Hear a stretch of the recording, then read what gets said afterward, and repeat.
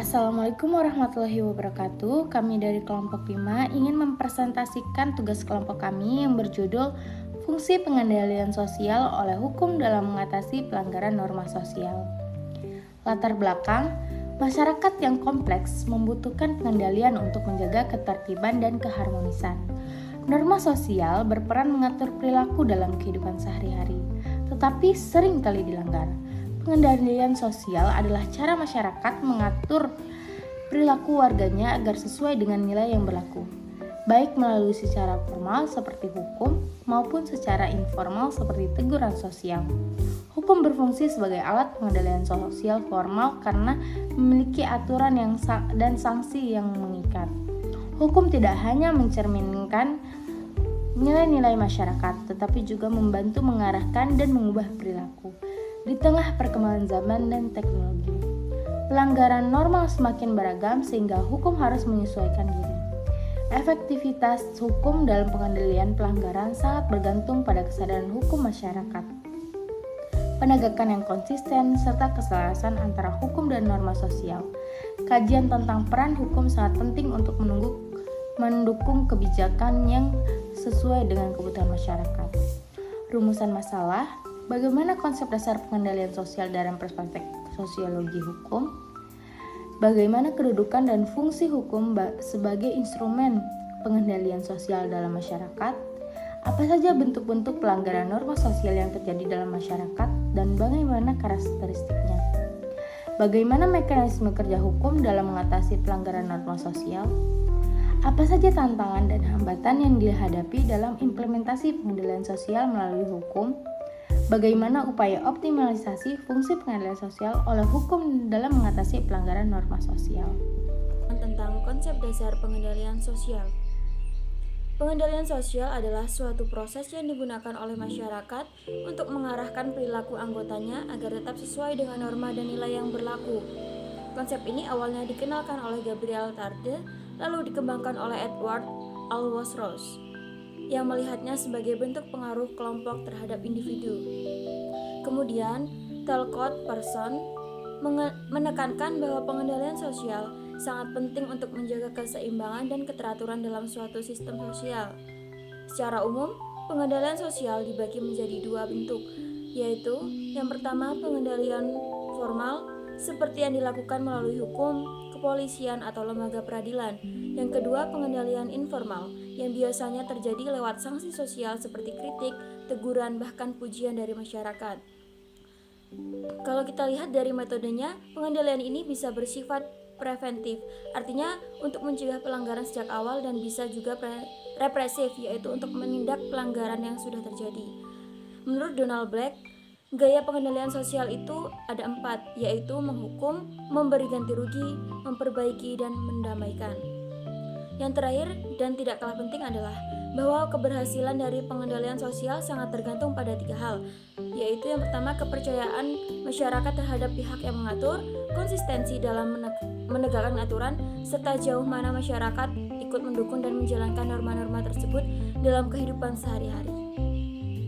Hukum sebagai instrumen pengendalian sosial. Jadi, hukum memiliki peran penting dalam menjaga ketertiban sosial dikarenakan sifatnya yang formal, teratur, dan dapat memaksa. Selain sebagai pedoman perilaku, hukum juga bertindak sebagai alat penegakan yang memberikan sanksi kepada pelanggar. Menurut Emil Durkheim, hukum mencerminkan solidaritas masyarakat dan membantu mempertahankan keteraturan sosial, baik melalui hukuman yang bersifat menekan maupun yang bersifat memperbaiki hubungan sosial. Menurut Max Weber menambahkan bahwa hukum modern mendapatkan kekuatannya dari sistem yang rasional dan prosedural. Dalam pandangan sosiologi hukum saat ini, hukum memiliki beberapa fungsi utama, yaitu menetapkan batas perilaku yang diterima, menentukan sanksi atas pelanggaran, dan memastikan aturan dipatuhi. Menurut Rospon, bahkan melihat hukum sebagai alat untuk membentuk masyarakat menuju tujuan sosial yang diinginkan.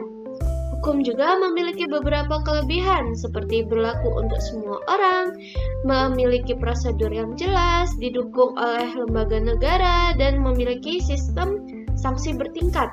Namun, hukum tidak sempurna. Ia sering kali baru bertindak setelah pelanggaran terjadi, tidak mampu menjangkau aspek moral pribadi, dan efektivitasnya yang sangat bergantung pada pelaksanaannya yang terkadang tidak konsisten.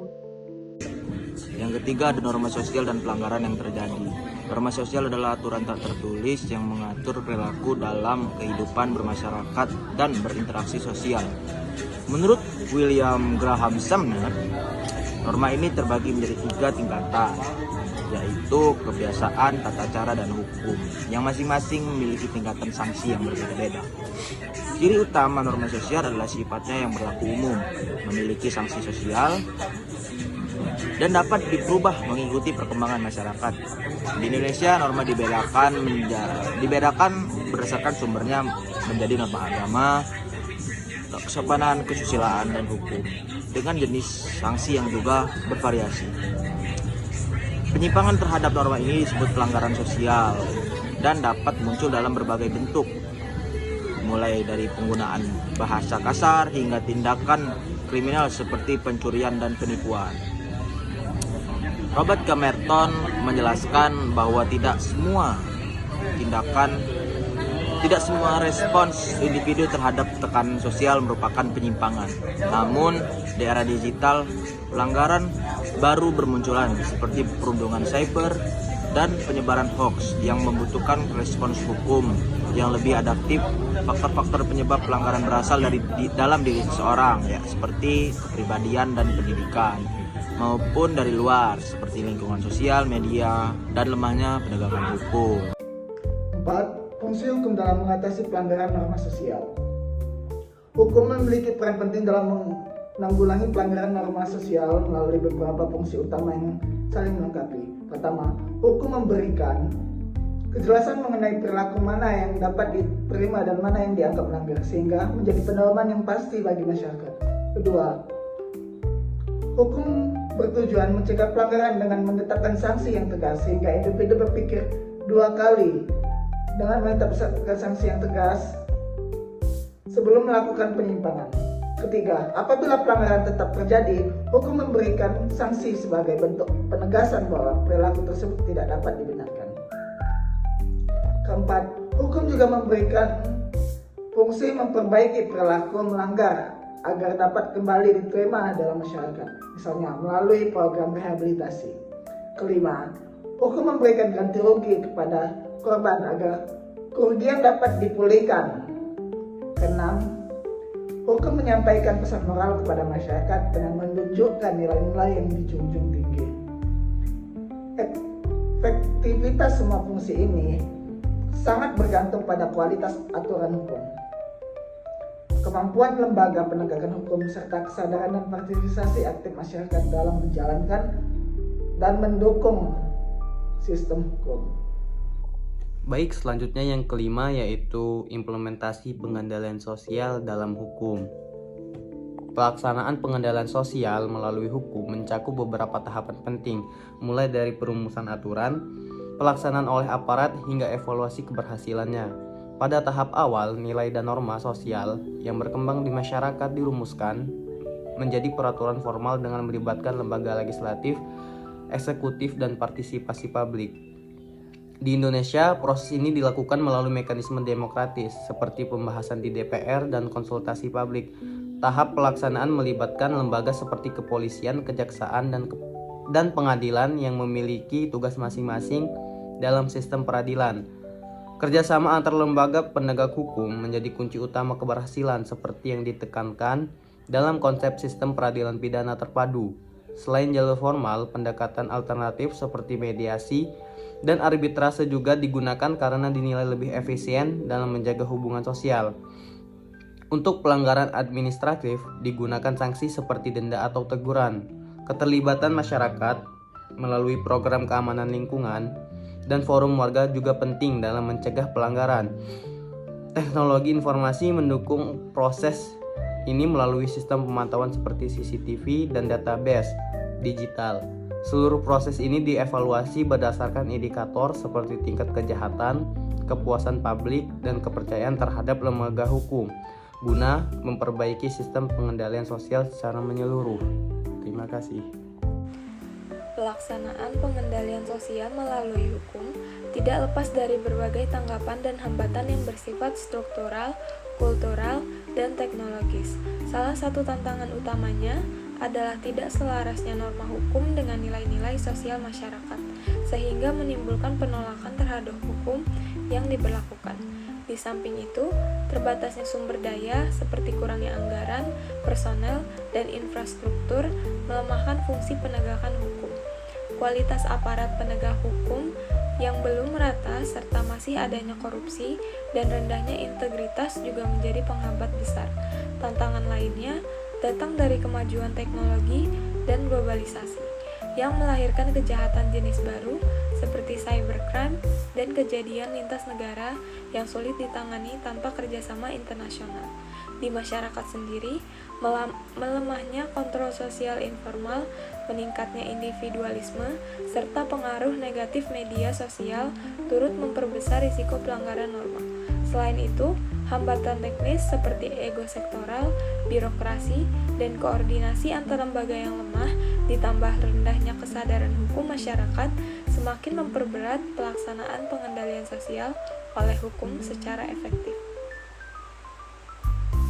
Pengendalian sosial merupakan hal yang sangat penting untuk menjaga ketertiban dan keharmonisan dalam masyarakat.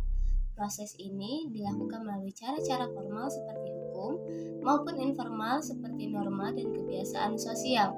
Hukum memiliki peran yang sangat penting sebagai alat pengendalian sosial karena bersifat tegas, berlaku untuk semua orang, dan mampu memberikan sanksi yang jelas. Hukum menjalankan beberapa fungsi sekaligus, antara lain memberikan batasan perilaku yang dapat diterima, mencegah dan hukum pelanggaran, serta membina dan memulihkan pelanggar agar kembali menjadi bagian dari masyarakat. Dalam kehidupan saat ini, pelanggaran terhadap norma sosial semakin beragam dan kompleks, termasuk pelanggaran yang muncul di dunia digital. Oleh karena itu, penerapan hukum harus dilakukan melalui proses yang matang, mulai dari pembentukan aturan, pelaksanaan oleh lembaga penegak hukum, hingga evaluasi hasilnya. Namun, pelaksanaan hukum juga menghadapi banyak tantangan, seperti keterbatasan sumber daya, pengaruh globalisasi, perkembangan teknologi, serta rendahnya kesadaran hukum masyarakat. Untuk itu, keberhasilan hukum dalam mengendalikan perilaku sosial sangat bergantung pada kerjasama antar lembaga, dukungan masyarakat, dan kemampuan untuk menyesuaikan diri dengan perubahan zaman. Upaya pengendalian sosial yang efektif harus melibatkan seluruh elemen masyarakat dengan menggabungkan pendekatan hukum dan sosial secara menyeluruh. Selanjutnya, saran dari kami adalah untuk mengoptimalkan peran hukum dalam mengendalikan pelanggaran norma sosial perlu adanya langkah-langkah konkret dari berbagai pihak. Pemerintah disarankan untuk menyelaraskan hukum dengan nilai-nilai sosial yang hidup di masyarakat, meningkatkan anggaran untuk sektor hukum, serta mengembangkan sistem hukum yang responsif terhadap kemajuan sosial dan perubahan sosial. Juga, koordinasi antara lembaga penegak hukum juga harus diperkuat agar sistem peradilan lembaga berjalan efektif dan juga terintegrasi. Bagi aparat penegak hukum, penting untuk terus meningkatkan kemampuan, menjaga profesionalisme, serta membangun kepercayaan publik melalui pendekatan yang humanis dan juga pengawasan internal yang sangat baik. Pendekatan yang melibatkan masyarakat seperti komunitas policing juga perlu dikembangkan. Sementara itu, pelaksanaan hukum dan juga turut menjaga nilai-nilai sosial seperti gotong royong dan tanggung jawab bersama. Terakhir, penelitian lanjutan perlu dilakukan untuk mengevaluasi metode pengendalian sosial yang efektif, memahami dampak teknologi terhadap penyimpangan sosial, serta mencari model integrasi antara pendekatan formal dan informal dalam konteks masyarakat yang beragam. Oleh karena itu, dari saran dari kami, semua masyarakat, semua penegak hukum, ataupun semua yang ada di Indonesia, baik dari penegak hukum dan juga masyarakat, harus turut serta dalam penegakan hukum tersebut. Sekian presentasi dari kelompok kami, kelompok 5. Jika ada salah kata ataupun salah ucapan, kami mohon maaf. Terima kasih. Wassalamualaikum warahmatullahi wabarakatuh.